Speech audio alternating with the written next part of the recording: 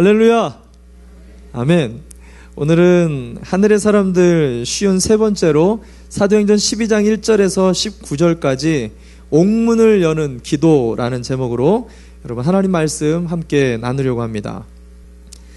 세계에서 악명 높은 감옥 중에 제일 유명한 감옥이 이 미국에 있어요. 미국에 알카트라즈라는 감옥이 있습니다. 이 감옥이 굉장히 악명 높고 절대로 빠져나올 수 없는, 어떤 사람이라도 죄수가 딱 한번 들어가면은 절대로 나올 수가 없는, 죽어서 나오지 않는 한은 나올 수가 없는 그런 악명 높은 감옥으로 유명한데, 그도 그런 것이 이 감옥은요 나올 수 있는 길이 없어요. 사면이 전부 바다로 둘러싸여 있고 높은 40m나 되는 깎아지를 듯한 절벽으로 쌓여 있습니다. 거기다가 이 섬 주변에 있는 이 파도가요 보통 빠른 게 아니에요. 그래서 무조건 수영하려고 빠지면은 무조건 익사할 수밖에 없는, 그리고 물의 온도 자체가 너무 낮기 때문에 얼어서 죽을 수밖에 없는, 그래서 누구라도 그 감옥을 탈옥하거나 빠져나올 수가 없는 감옥으로 유명합니다. 그래서 여러 가지 영화에도 그 소스로 이 알카트라즈 감옥이 모티브가 되기도 했는데, 오늘 저와 여러분이 읽었던 이 성경의 본문에도요 이 알카트라즈와 비슷한 헤롯이 만든 감옥이 등장을 해요. 헤롯이 아주 삼엄하게 도저히 빠져나올 수 없는 난공불락의 감옥을 만들어 놓고 거기다가 누구를 가둬놨느냐? 누구죠? 우리의 사도 베드로를 가둬놔 버렸습니다. 오늘 본문의 4절과 6절을 보니까요 이게 왜 난공불락의 감옥이냐? 이 감옥의 구조를 보니까 그닥 일반 감옥하고 똑같아요. 근데 이 베드로 한 명을 잡으려고 몇 명을 붙였느냐? 16명을 붙입니다. 24시간 동안 베드로를 눈꽃 틀 새 없이 감시하는데 이 16명이 4명씩 4개조로 나눠서 24시간을 4개조로 순환을 하면서 4명씩 그 베드로를 지키는데요. 2명은 옥문 밖에서 그가 나가지 못하게 지키고요. 2명은 옥문 안에서, 한쪽에는 베드로 우편에, 또 하나는 베드로 좌편에 같이 동거동락을 하면서 그를 꼭 붙잡고 있는 거예요. 더구나 그의 손과 발은 쇠고랑을 이렇게 채워놔가지고 도저히 빠져나갈 수 없는 완전 난공불락의 감옥을 만들어 놓은 거죠. 더구나 더 큰 위험은 내일이면 이제 베드로를 죽이게 된다는 것입니다. 내일이면 베드로가 죽게 되는데 도저히 빠져나갈 수 없는 난공불락의 헤롯의 감옥에 갇혀있는 이 베드로가 오늘 놀랍게도 하나님의 기적 가운데서 은혜로 이 감옥에서 풀려나는 기적사화가 오늘 본문에는 소개되고 있다는 것입니다. 오늘 여러분과 함께 읽은 이야기는요 어떻게 보면 참 이게 생뚱맞은 이야기입니다. 왜냐하면 우리가 지난주까지 보았던 이 안디옥 교회에 대해 11장에서 안디옥 교회가 막 이렇게 크게 일어나는 게 나와요. 그리고 13장에 넘어가면 또 이 안디옥 교회 선교 여행이 시작됩니다. 열방을 향해서. 근데 이 중간에 12장에 이와 같이 교회의 핍박 하나가 탁 들어갔다라는 거예요. 도저히 열 수 없는 이 옥문을 하나님이 여시는 사건 하나를 집어넣었어요. 왜냐? 하나님의 몸된 교회가 이제 세계 열방을 향하여 선교의 문을 활짝 열어서 나가는데 로마와 유대인들의 박해가 더 심해지는 거예요.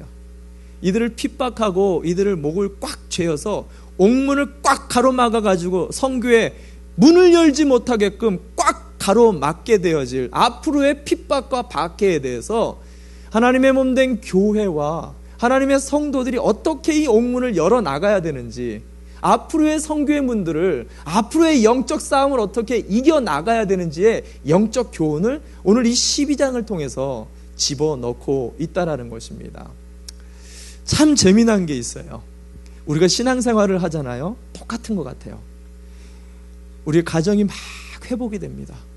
부부관계가 회복되고 자녀관계가 회복이 되고 직장의 문제가, 기도의 제목들이 막 응답되고 정말 하나님이 살아계신 것만 같은 은혜들을 누리는 그때 꼭 희한하게도 사방에 우겨쌈이 막 일어나요. 갑자기 답답한 문제들이 일어나서 나를 픽픽 쓰러지게 만들고 말 한마디 때문에 콕콕 넘어져서 밤에 잠을 못 자게끔 내 숨통을 콱콱 막게 하는 어려운 문제들이 꼭 이때 발생한다라는 것입니다. 저는 우리가 안디옥 교회와 같이 비전이 있는 교회, 정말 주님이 찾으시는 이 땅에 참된 교회와 가정이 되기 위해 오늘 이 사건을 좀 유심히 보길 바랍니다. 저와 여러분, 우리 교회를 하나님이 사용하실 것입니다. 여러분 믿으시기를 바랍니다. 우리뿐만이 아닙니다. 우리의 다음 세대를 하나님이 굳건하게 새벽 이슬처럼 세우실 것을 여러분 믿음으로 선포하시기를 바랍니다. 할렐루야. 그렇다면 이 옥문을 여는 기도의 권세가 어디서 나오게 되어지는지 여러분과 함께 오늘 사건을 세 가지로 한번 조명하며 그것을 유심히 보길 원합니다. 첫 번째, 이런 답답한 옥문을 열려면 오늘 본문의 누가는 먼저 사람이 아니라 하나님께로 나가라라고 명령하고 있습니다. 상황과 사람과 문제와 씨름하는 게 아니라 이런 상황에서는 무조건 우리가 하나님을 향해 손을 들어야 된다는 것을 이야기해 준다는 것입니다. 여러분, 이것은 굉장히 중요한 영적 원리죠. 이것을 설명하려고 누가는요, 굳이 오늘 일어난 이 박해와 핍박을 하는 이 헤롯이 왜 이런 일을 벌였는지에 대한 이유까지 자세하게 1절부터 소개를 해주는데 한번 봅시다. 1절과 2절 말씀 한번 볼까요? 1절과 2절 말씀 제가 읽어드립니다. 그때 헤롯 왕이 손을 들어 교회 중 몇 사람을 해하려 하여 요한의 형제 야고보를 칼로 죽이니, 비극적인 일이 벌어집니다. 우리의 유능한 주님의 충성된 제자 야고보, 요한, 베드로 중에 그 중에 야고보가 순교를 당했어요. 그때가 언제냐? 역사가들의 이 요세푸스의 기록을 보면 약 AD 44년경인데 이때가 언제냐면 로마의 이 정권이 바뀌었을 때입니다. 칼리큘라라는 황제에서 이제 글라우디오라는 황제로 정권이 바뀌어진 상태였어요. 오늘날도 똑같지만 정권이 바뀌면 사람들은 어떻게 움직이죠? 뭘 타죠? 뭘 타요? 줄타기를 시작합니다. 어느 사람 뒤에 서야 되는가? 누구의 힘과 누구의 권력을 쫓아가야 되는가? 정권이 바뀌게 되면 사람 쫓아서 움직이게 되죠. 그 사람을 잘 쫓았던 정치적인 인물이 바로 오늘 등장하는 이 헤롯 왕이라는 인물이었어요.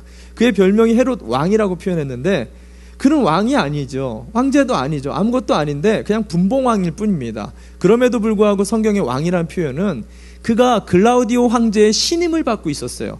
그래서 황제의 권한과 능력과 그 막강한 권력을 갖다가 행사할 수 있었기 때문에 그를 헤롯 왕처럼 불렀었다는 것입니다.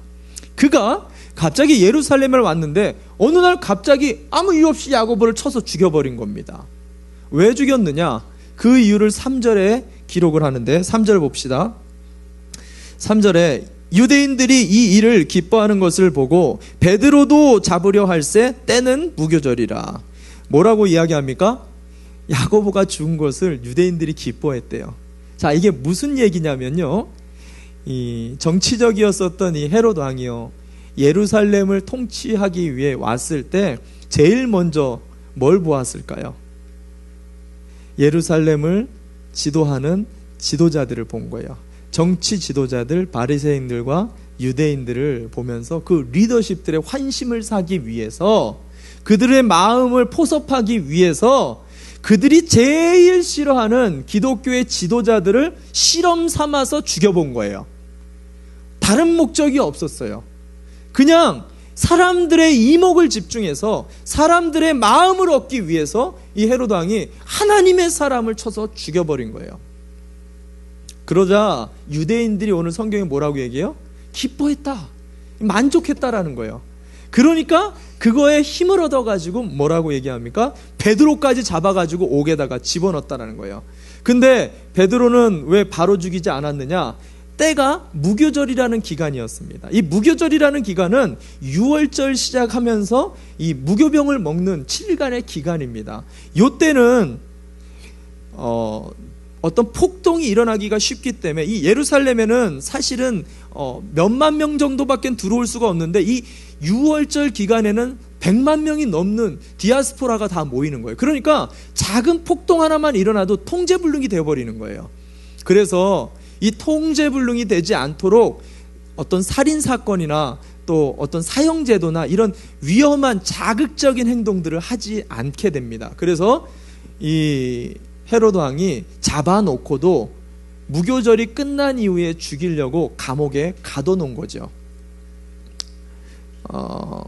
그가 얼마나 사람을 의지하고 사람의 이목을 생각하면서 사람의 힘을 이용했냐, 4절에서 이어서 이야기를 합니다. 4절 말씀 이어서 봅니다. 제가 읽어드립니다. 잡음에 옥에 가두어 군사 넷씩 네 패에 맡겨 지키고 6월절 후에 백성 앞에 끌어내고자 하더라. 이 베드로라는 인물이 감옥에 가두면 잘 도망치는 사람이라고 유명한 거예요.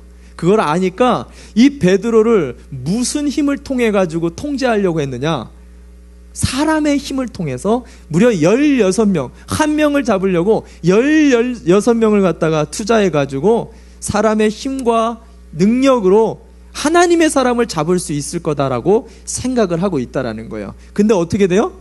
유유자적, 소리 없이 베드로가 간밤에 탈출을 또 하게 되죠. 이런 기적적인 일이 일어났는데도 불구하고 헤롯은요, 정신을 차리지 못합니다. 오늘 본문의 결론의 19절 말씀 한번 읽어볼까요? 19절 말씀 같이 한번 봅시다. 19절 제가 읽어드립니다.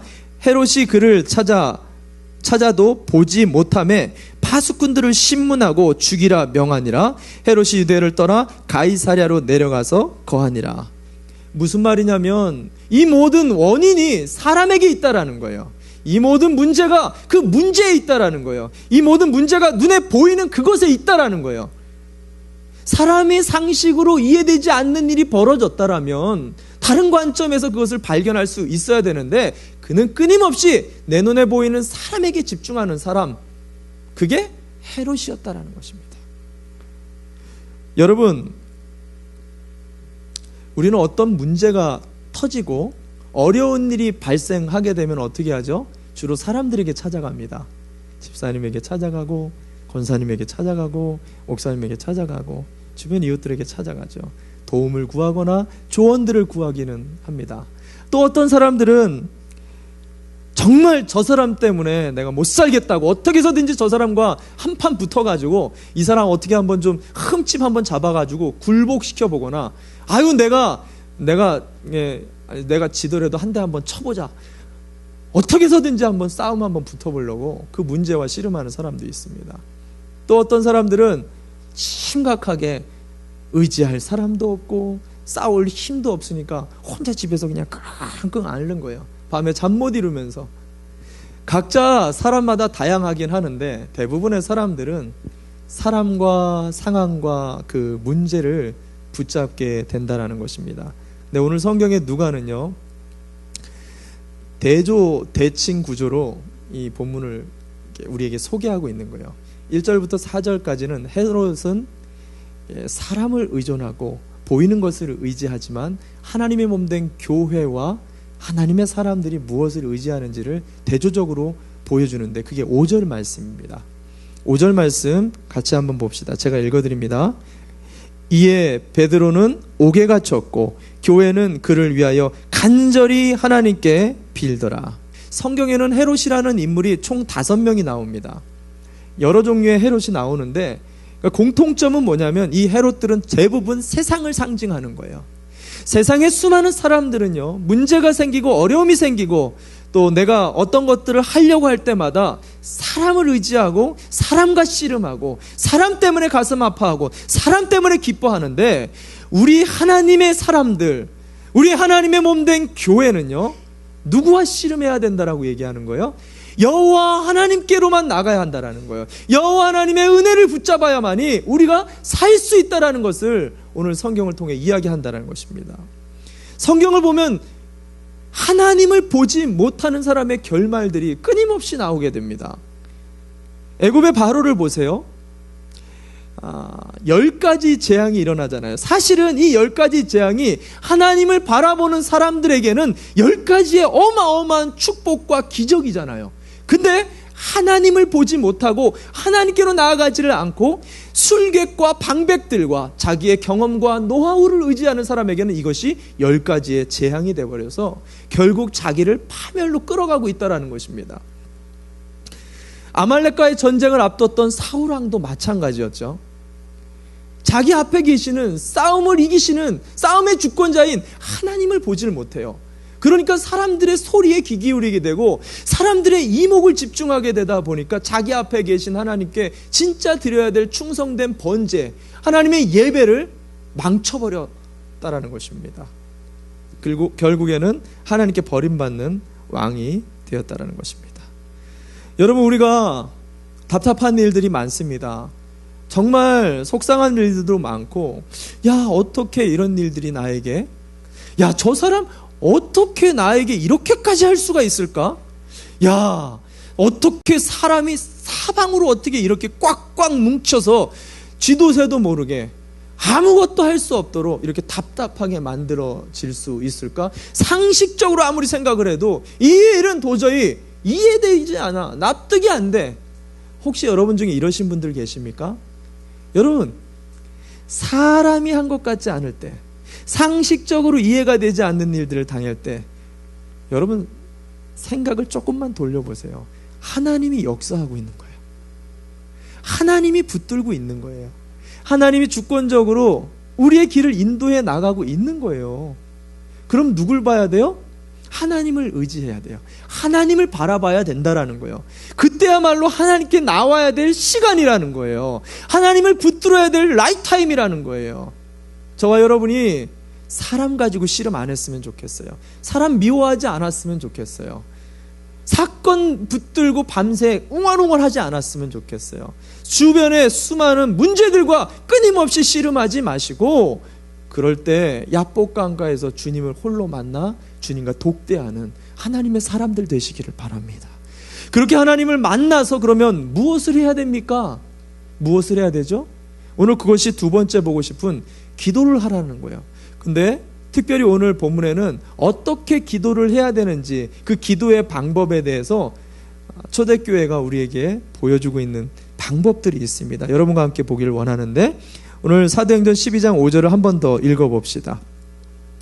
사도행전 12장 5절 말씀 같이 함께 한 목소리로 읽어볼까요? 같이 읽겠습니다. 시작. 이에 베드로는 옥에 갇혔고 교회는 그를 위하여 간절히 하나님께 빌더라. 그를 위해서 간절히 하나님께 빌었다라고 얘기하는데, 여기에는 기도에 아주 중요한 요소들이 들어가 있습니다. 누구를 위해서 기도했다고요? 누구를 위해서? 베드로를 위해서. 베드로의 이름을 불러가면서 기도의 제목이 분명히 있고 집중하게, 뚜렷하게, 구체적으로 기도를 했다라는 거죠. 여러분, 우리가 기도할 때 명확하게 기도의 제목들이 있으셔야 돼요. 제가 그 아내에게 이렇게 선물을 잘하는 사람이 아니에요. 생일날도 거의 선물을 한 기억이 잘 이렇게 나지 않는데, 제가 어떤 날인가 큰 맘 먹고 아내에게 선물을 좀 하려고 옷을 사주려고 아내에게 좀 물어봤어요. 여보, 어떤 옷을 갖고 싶어? 그러니까 아내가 진짜 너무너무 기뻐하는 거예요. 입이 귀에 걸리면서, 여보, 그냥 당신이 알아서 예쁜 걸로 해줘요. 이렇게 콧소리로 해줘요. 이렇게 얘기를 하는 거예요. 너무너무 좋아하는 거예요. 자주 사주시기 바랍니다. 그래서 제가 어떻게 했을까요? 제가 좋아하는 걸로, 아름답고 예쁜 걸로 탁 선물을 사줬죠. 여러분, 어떤 일이 벌어졌을까요? 뭐 이런 걸 사왔냐, 이걸 어떻게 내가 입고 다니라고 곧바로 가서 바꿔오는 거예요. 예? 제가 어떻게 했을까요? 그 이후로 선물을 사줬을까, 안 사줬을까요? 예? 그래도 사줘야죠. 예? 밥 얻어먹고 살려면 그래도 사줘야 됩니다. 여러분, 기도의 간구의 제목이 모호하잖아요. 그러면 응답도 모호하게 나옵니다. 이걸 기억하셔야 돼요. 예수님께서는 당신에게 나오는 수많은 사람들에게 항상 질문합니다. 내게 무엇을 구하느냐?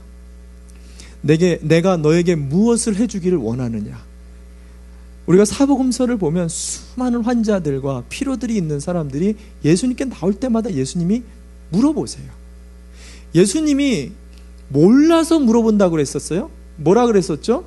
내 안에 하나님을 향한 갈급함, 그 믿음을 스스로 다시 한번 확인하기 위해서, 그 믿음을 다시 붙잡기 위해서 예수님이 확신하게 물어봐 준다라는 거예요. 그리고 내가 무엇을 구했는지를 알아야만이 내가 뭘 받았는지를 알 수 있다는 거죠.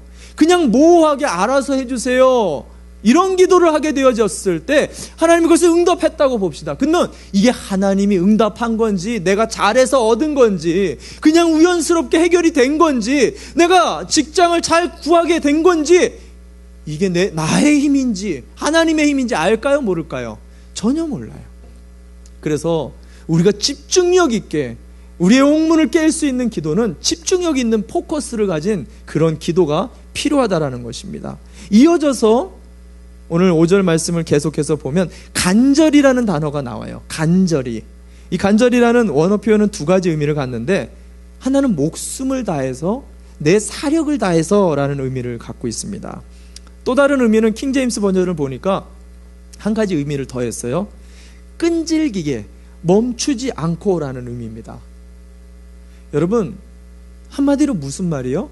기도는 내 목숨을 다해서 간절하게, 그리고 끈질기게 멈추지 말고 계속해서 부르짖으며 하는 것이 기도라는 거예요. 성경에는 이런 옥문을 여는 기도들이 많이 등장하는데, 대부분 믿음이 있든 없든, 능력이 있든 없든 상관없이 대부분의 하나님의 사람들은 간절히 목숨을 다해서 끊지 않고 포기하지 않고 간절하게 기도하는 사람들이 등장하고 있다는 거예요. 구약의 가장 대표적인 인물이 누구냐면 우리가 잘 아는 엘리야입니다. 엘리야는 능력이 많은 사람이었어요. 기적의 사람이었죠. 그는 3년 동안 비가 안 올 것을 미리 알고 있었습니다. 3년 후에 비가 올 것을 알고 있었어요. 믿음이 있었어요. 그리고 그가 기적으로도 행할 수 있는 능력 있는 사람이었음에도 불구하고 성경은 뭐라고 얘기하냐면 7번이나 그가 언덕에 올라가서 비가 내려올 때까지, 하늘문이 열릴 때까지 그가 쉬지 않고 기도했다라고 이야기를 하는 거예요. 7번이니까 7번 기도하면 되는가 보다.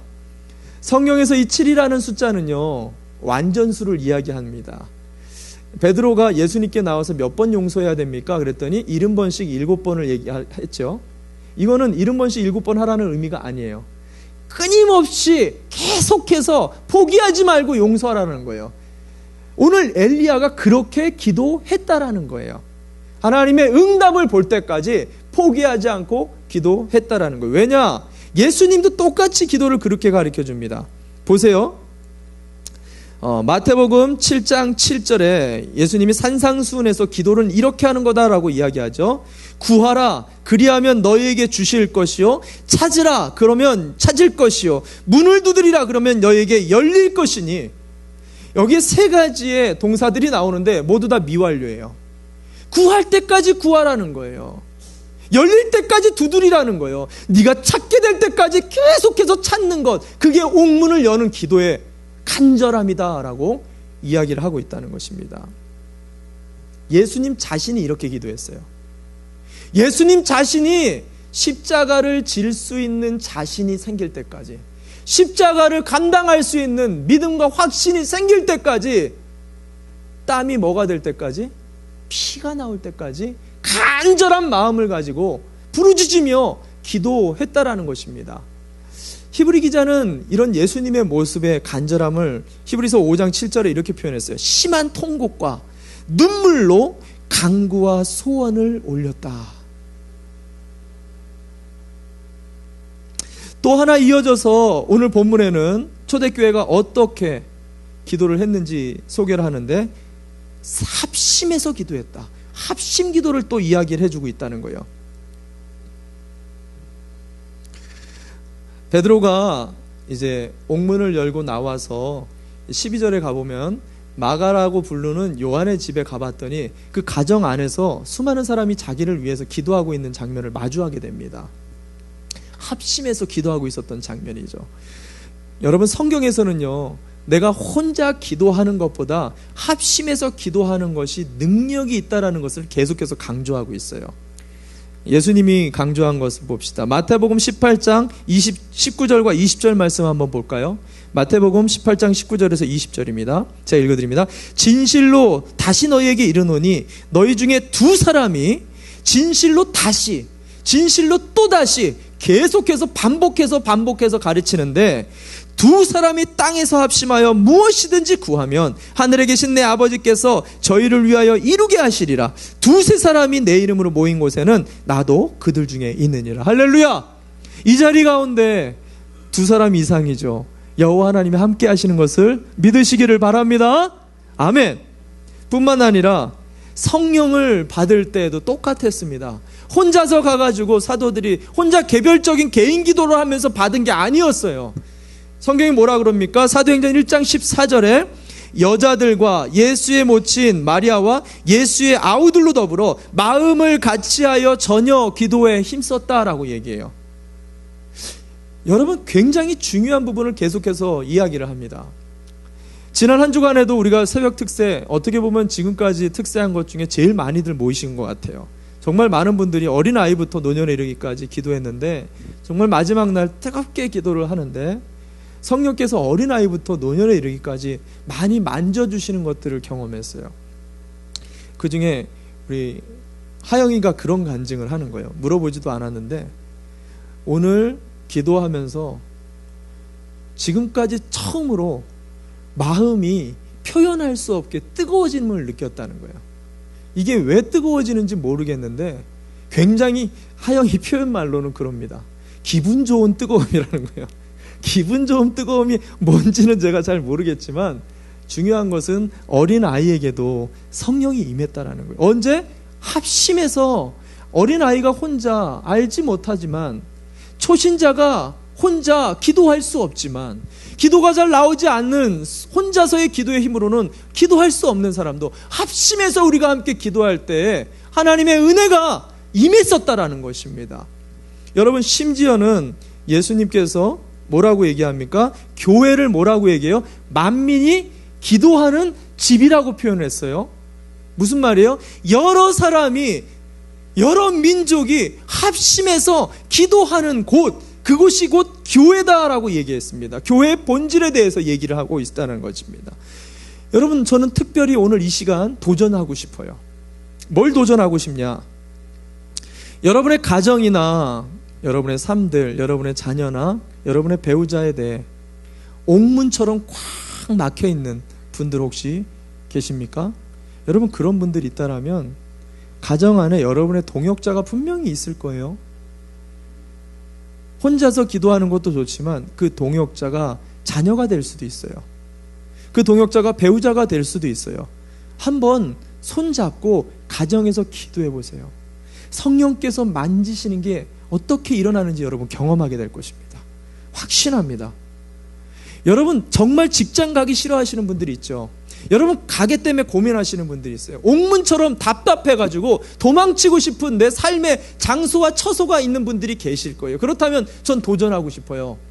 그곳에 7천인과 같이 바알에게 무릎 꿇지 않는 분명한 하나님의 기도 동역자가 분명히 있을 겁니다. 그 사람 찾으셔야 돼요.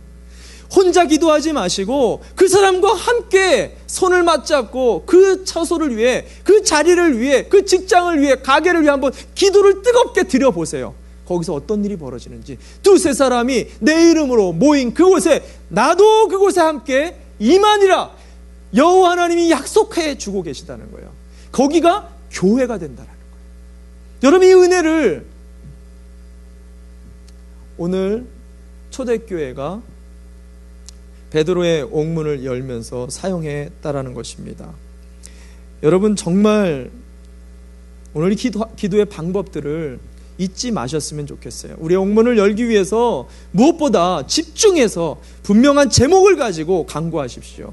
뿐만 아니라 제목이 있다라면 그냥 대충 이거 하다가 안 되는가 보다 포기하지 마시고 믿음을 가지고 구름이 보일 때까지, 장막비가 보일 때까지 간절하게 좀 부르짖으시기 바랍니다. 혼자 하지 마시고 주변에 동역자들을 꼭 세우세요. 여러분, 신앙이 좀 있고 없고 상관없어요. 손을 잡아보세요. 하나님이 우리에게 눈물을 주실 거예요. 성령의 탄식을 느끼게 되실 거예요. 여러분, 이 역사하는 이 간절한 이 기도로 여러분의 가정에, 직장에, 일터에 있는 옥문을 여시는 저와 여러분 되시기를 바랍니다. 할렐루야! 아멘. 마지막으로 세 번째 우리가 주목하고 싶은 것은 기도의 내용입니다. 기도의 방법도 중요하지만 그 기도에 무엇을 가지고 기도할 것인가, 그것 못지않게 굉장히 중요한 부분입니다. 안타까운 것은 오늘 본문의 사건 속에는 초대교회 성도들이 무엇을 가지고 기도하고 있는지 그 기도 내용이 잘 나타나지 않고 있다는 거죠. 근데 재밌는 것은 오늘 본문에 등장하는 두 가지 재미난 사건으로 성도들이 무엇을 위해서 기도했었는지가 나오는데 이게 굉장히 중요한 포인트입니다. 이게 오늘의 결론이기도 합니다. 이 중요한 두 가지 사건 한번 유심히 함께 봤으면 좋겠는데, 그 하나가 뭐냐면 잠들어 있는 베드로를 이 천사가 깨우는 장면입니다. 한번 볼까요? 사도행전 12장 7절 말씀, 사도행전 12장 7절 말씀 함께 읽어봅시다. 시작.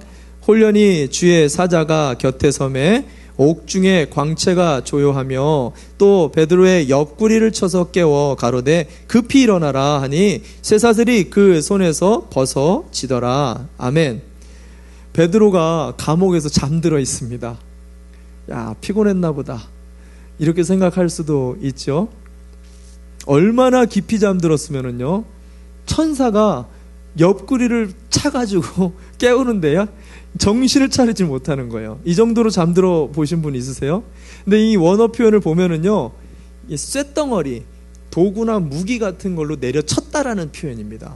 그러니까 어마어마하게 세게, 빨리 긴급하니까 빨리 깨우려고 천사가 어마어마하게 세게 내리친 거예요. 근데 베드로가요, 얼마만큼 정신없이 잤냐면 8절에 보니까 옷을 다 벗고 자고 있어요. 그리고요, 9절에 가보니까 천사가 깨워가지고 이제 옥문을 열고 나가는데도요, 비몽사몽이에요. 정신을 못 차려요. 잠이 덜 깨가지고요, 나중에 10절쯤 돼봐가지고 이제 천사가 없어지고 이제 찬바람이 드니까 아이고, 정신이 들어가지고 그때서야 하나님이 나에게 길을 열어주신 것을 깨닫게 됩니다. 여러분, 이게 이상하게 느껴지지 않을 수도 있는데 조금만 자세히 보면 이해가 안 되는 것입니다. 저나 여러분이 만약에 내일 죽을 병에 걸렸어요. 내일 당장 처리하지 않으면 큰일 나는 문제가 있단 말이에요. 그러면 이렇게 벌렁 누워가지고 누가 깨워도 못 일어날 정도로 그렇게 천하태평으로 잘 수 있는 분이 계세요? 천하태평으로 잘 수 있는 분 계십니까? 한번 옆에 사람 보세요. 천하태평으로 잘 수 있는 분이 있는지. 아유, 베드로는 사도잖아요. 성령으로 충만한 사람이잖아요. 사도면, 목회자면, 장로님이면, 권사님이면 그렇게 할 수 있을 것 같으세요? 우리 잘 알잖아요. 절대 그럴 수가 없어요. 예수님을 보면 알 수 있습니다. 죽음 앞에서요, 예수님도 하나님 앞에 살려달라고 기도했었던 분이세요. 왜? 육신의 장막을 입고 있기 때문에. 여러분, 이것을 아셔야 돼요. 하늘의 신령한 이 평안은요, 자동적으로 내가 그냥 얻게 되는 게 아니에요. 바울은 이 부분에 대해서 우리가 하늘의 평안을 얻게 되는 방법을 성경에 이야기하는데 빌립보서 4장 6, 7절입니다. 여러분 아마 외우실 텐데 빌립보서 4장 6, 7절 제가 읽어드립니다. 아무것도 염려하지 말고 오직 모든 일에 기도와 간구로 너희 구할 것을 감사함으로 하나님께 아뢰라. 그리하면 모든 지각에 뛰어난 하나님의 평강이 그리스도 예수 안에서 너희 마음과 생각을 지키시리라. 우리 마음과 생각을 하나님이 지키시게 할 수 있으려면요, 기도밖에는 없거든요. 기도를 해야만이 우리의 마음에 하늘의 평안이 오는 거예요. 다른 어떤 방법이 없어요. 그럼 오늘 이 자리 가운데 베드로가 열심히 밤새 기도했느냐? 성경에는 안타깝게도 그런 장면이 하나도 나오고 있질 않아요. 후반부를 자세히 보면 베드로가 기도한 게 아닌 것을 알 수 있어요. 그렇다면 누가 베드로의 평강을 위해서 그에게 중보하고 축복 기도를 했을까요? 초대교회 성도들이 중보한 거예요. 초대교회, 여기서 초대교회들이 무엇을 위해서 중보했는지가 나오는데 그 첫 번째가 뭐냐? 베드로의 마음이 평안할 수 있도록, 환난과 어려움과 핍박과 기가 막힐 상황에서 그의 마음이 평강을 찾도록 기도했다는 거예요. 자, 이 위기 속에서 왜 그의 마음이 평강을 찾는 게 그렇게 급선무로 기도했을까요? 이것을 여러분 잘 킵해 놓으세요. 머릿속에. 두 번째 에피소드를 보면 풀립니다. 이 이야기가. 두 번째를 보시면 더 재밌는 게 나옵니다. 두 번째 장면이 13절에서 16절까지에 벌어지는 이야기인데, 베드로가 이제 옥문을 뚫고 나왔습니다. 근데 나와가지고 마가라 부르는 요한의 집에 도달했는데, 거기에 당신을 위해, 자기를 위해서 기도하는 중보팀이 막 열심히 기도하는 장면을 보면서 문을 쿵쿵쿵쿵쿵 두들기는 거예요. 여러분, 내가 나왔어요. 나 베드로 나왔어. 문 좀 열어주세요. 문 좀 열어주세요. 그러니까 아무도 안 나오는 거예요. 지나가는 여자의 로데라는 여자아이가 이 소리를 듣고 탁 한 번에 베드로 사도의 목소리인 걸 눈치챈 거예요. 그래가지고 문을 열어주면 좋은데 문 열어주지도 않고 곧바로 달려가지고 저기 지금 중보기도 하고 있는 저 집사님, 장로님 막 깨워가지고 지금 기도할 때가 아니라고, 지금 문 밖에 기도 제목인 베드로 사도가 왔다고, 빨리 문을 열어주세요, 막 이렇게 얘기합니다. 근데 기가 막힌 시츄에이션이 지금 벌어지죠. 15절 말씀 한번 볼까요? 15절 말씀 함께 한번 읽어봅시다. 같이 읽겠습니다. 시작. 저희가 말하되 내가 미쳤다 하나 계집아이는 힘써 말하되 잔말이라 하니 저희가 말하되 그러면 그의 천사라 하더라. 뭐예요? 옥신각신, 예라이, 할 말을 해라. 지금 베드로는 감옥에 있는데 지금 우리가 기도했다고 지금 나오겠어? 이게 말이나 되는 소리야? 이거 무슨 말이에요? 무슨 말이에요? 믿음이 없는 기도를 성도들이 하고 있었다. 우리가 이렇게 지금 생각할 수 있잖아요. 이 시츄에이션이. 그리고 우리의 믿음 없는 기도 가운데에도 하나님은 우리를 응답하시는 참 좋은 하나님이십니다 라고 우리가 이 본문을 해석할 수 있잖아요. 그렇게 하면 아니올시다예요. 그렇게 하면 아니올시다라는 거예요. 성도들은 그렇게 기도한 게 아니었어요. 정반대였습니다. 마치 성도들이 믿음 없는 것처럼 나오는데요, 아니었어요. 그런 초대교회 성도들이 아니었던 거예요. 뭘 보면 아느냐? 초대교회 성도들이 어떻게 기도해 왔는지 사도행전의 사적을 찾아보면 알 수가 있어요. 가장 드러났던 사건이 사도행전 4장에서 38년 된 안진뱅이를 고쳤을 때 베드로가 사내들인 공의에서 감옥에 갇혔습니다. 그때 사도들이 어떻게 기도했느냐? 아마 여러분들 중에 기억하시는 분이 있을 거예요. 그들의 기도가 하감의 기도였다. 하감의 기도였다. 뭐라고 기도했죠? 주여, 이제도 저희의 위협을 하감하옵시고, 저희의 위험을 하감하옵시고. 여기서 이 하감이라는 뜻이 뭐라 그랬어요? 어려운 일에서 건져내달라, 어려운 일을 조금 더 면해달라, 이 위험과 핍박을 피하게 해달라, 모면하게 해달라, 이게 하감이라 그랬어요? 아니에요. 지켜봐 달라는 거예요. 마치 어린아이가 아빠 이것 좀 봐줘, 나 이거 잘할 수 있어. 아빠 내 손 잡아줘, 그럼 나 이거 담대하게 할 수 있어. 아빠 나 이거 잘할 수 있거든, 아빠 나 좀 봐줘, 나 좀 봐줘.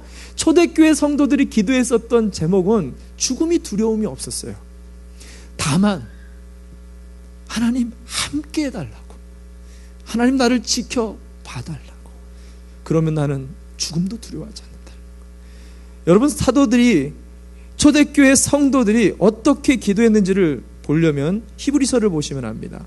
초대교회 성도들이 가졌던 믿음은요, 사망이나 적신이나 공고나 기근에 갇히는 믿음이 아니었어요. 그런 것 따위에 올가매질 수 있는 믿음을 가진 사람들이 아니었다라는 거예요. 오히려 주님, 나를 더 잔인하게 죽여주십시오. 주님, 더 힘들게 죽여주십시오. 그래야 내가 복을 받는 것을 알기 때문에 더 하나님 앞에 간절하게 기도했었던 사람들이 초대교회 성도들이었다라는 거예요. 무슨 말이냐? 베드로를 위해서 기도한 것은 야고보가 죽었어요. 지금 베드로도 죽음을 앞두고 있습니다. 하나님, 베드로의 마음을 만져주십시오. 그가 마지막까지 믿음이 흔들리지 않게 해주십시오. 그가 감옥에 있지만 천국의 은혜를 경험하며 주님 나라를 갈 수 있게 해주십시오. 간절하게 기도했던 거예요. 여러분 생각해 보시기 바랍니다. 예수님이 우리에게 말씀했어요. 나는 부활이요 생명이니 나를 믿는 자는 죽어도 살겠고 무릇 살아서 나를 믿는 자는 영원히 죽지 아니하리니, 이 말씀을 너희가 믿느냐? 너희가 믿느냐? 여러분 믿으십니까? 믿으십니까? 여러분 정말 이것을 여러분의 말씀으로 받으세요. 그런 사람은요, 우리가 부활의 존재가 된 사람은 생각해 보세요. 질병이나 재정의 문제나 자녀 등이나 각종의 문제들이 우리를 가둘 수 있을까요? 이런 것이 우리의 장애가 될 수 있겠냐고요. 이런 옥에 우리가 갇힐 수 있겠냐고요. 성경의 히브리 기자는 뭐라 그래요? 세상이 감당할 수 없는 사람들이 탄생했다라고 기록을 합니다. 진짜 우리가 문제가 뭔 줄 아세요? 그렇게 생각하는 우리의 마음이 그것에 매여서 빠져나올 수 없게 두려움과 염려와 불안의 옥문에 갇히는 것.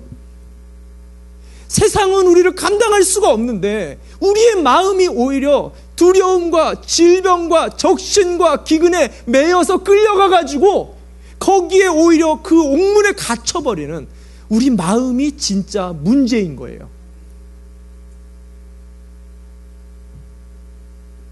여러분, 그래서 우리가 진짜 옥문을 깨뜨리는 우리의 믿음의 장벽을 넘는 기도가 어떤 기도인 줄 아세요? 질병을 낫게 해달라고 하는 기도도 정말 중요합니다. 근데 그 전에 이 질병이 우리를 끌고 매여서 쇠사슬에 동동 매여서 죽음과 사망의 권세로 두려움과 염려와 근심으로 끌고 가는 이 끈앞을 끊어버려야 된다는 거예요. 예수 그리스도의 이름에 하늘과 땅의 권세가 있어요. 우리가 기도할 때 우리의 이름으로 기도하는 게 아니라 예수의 이름, 유대인들은 그 이름의 존재가 따라옵니다. 여호와 하나님 하는 순간 하나님이 임재하시는 거예요. 예수의 이름으로 선포할 때 예수님이 함께 하시는 거예요. 그래서 이름에 예수님의 이름으로 기도합니다, 아멘 하는 순간 그것은 이미 권세 있는 기도가 되는 거예요. 그 순간 질병이 휘감고 있는 우리의 마음을 끊어내버리는 거예요. 자녀의 문제에 휘감고 있다라면 여러분 기도하셔야 돼요. 자녀의 문제를 위해서 기도하는 것도 중요합니다. 근데 먼저 자녀 때문에, 남편 때문에, 아내 때문에, 수많은 문제들 때문에 쇠사슬에 매여서 끌려가는 이 중앙의 멍에를 예수 그리스도의 이름으로 끊어내는 이 기도가 예수 그리스도의 하늘과 땅의 권세를 가진 옥문을 깨는 예수님의 기도인 것을 여러분 믿으시기를 바랍니다. 이것이 사도들이 했었던 정말 중요한 기도라는 거예요. 마지막으로 한 말씀만 함께하고 마치겠습니다. 고린도전서 10장 13절 말씀 하나만 볼까요? 고린도전서 10장 13절 말씀 없네요. 제가 읽어드립니다. 사람이 감당할 시험 밖에는 너희가 당한 것이 없나니. 잘 들어보세요. 사람이 감당할 시험 밖에는 너희가 당한 것이 없나니 오직 하나님은 미쁘사 너희가 감당하지 못할 시험 당함을 허락지 아니하시고 시험 당할 즈음에 또한 피할 길을 내사 너희로 능히 감당하게 하시느니라. 할렐루야. 감당할 수 없는 시험이 있다 없다? 있다 없다? 없다. 저와 여러분의 인생 속에서 내가 감당 못할 시험? 없다. 여러분 이 약속의 말씀을 아멘 하고 받으시길 바랍니다. 감당할 수 있는 시험이 있다 없다? 없다. 할렐루야. 그런데 혹 하나님이 실수하셨어. 그런데 혹 실수하셔서 감당 못할 시험이 만약에 하나라도 떨어졌어요. 그러면 뭐라 그래요? 피할 길을 주신다. 감당할 수 있는 지혜도 주신다라는 거예요. 반드시 이 길을 열어주신다라는 거예요. 이게 하나님의 사람입니다. 진짜 문제는 그 문제 가운데 끌려가지고 내 마음이 사로잡혀서 죄의 법 아래로 끌려가는 우리 마음의 문제인 거예요. 이 마음을 예수 그리스도의 이름으로 끊어내시기 바랍니다. 이게 진짜 권세 있는 기도의 사람이라는 것입니다. 저는 오늘 말씀을 준비하면서 사실은 이게 그닥 그렇게 쉬운 문제는 아니라는 것은 제가 압니다. 그러나 오늘도 다시 한번 저와 여러분이 하나님 앞에 이런 옥문을 여는 기도의 사람들 되기를 바라요. 그러려면 여러분 문제 앞으로 가지 마세요. 사람 앞으로 사람 붙들고 막 왜 그랬니 너 그러면서 뭐 원인 찾고 증거 찾아가지고 싸울 생각하지 마세요. 하나님께 매달리셔야 돼요. 하나님께로 나가서 기도하시는데 어떻게 해요? 정확하고 구체적인 제목을 가지고 간절하게 포기하지 마시고 붙들고 합심해서 교회와 가정과 자녀를 위해 뜨겁게 기도하시기 바라요. 하나님이 이미 이루신 놀라운 은혜들을 경험할 거예요. 기도할 때 염려가 떠나가잖아요. 두려움이 떨어져 나가잖아요. 우리 마음에 있는 불안과 근심과 걱정들이 예수의 이름으로 기도할 때 다 떠나갈 것입니다. 여러분 이 은혜를 경험하세요. 진짜 중요한 건 내 마음에 묶여있는 죄의 멍에예요. 예수님이 이미 해결하신 이 문제를 다시 지려고 하지 마시라는 거예요. 예수의 이름을 가지고 이번 한 주도 우리의 모든 멍에와 옥문을 끊어낼 수 있는 예수님의 사람들, 하늘의 사람들 되시길 주님의 이름으로 축원합니다. 축원합니다. 아멘. 우리 다 함께 일어납시다.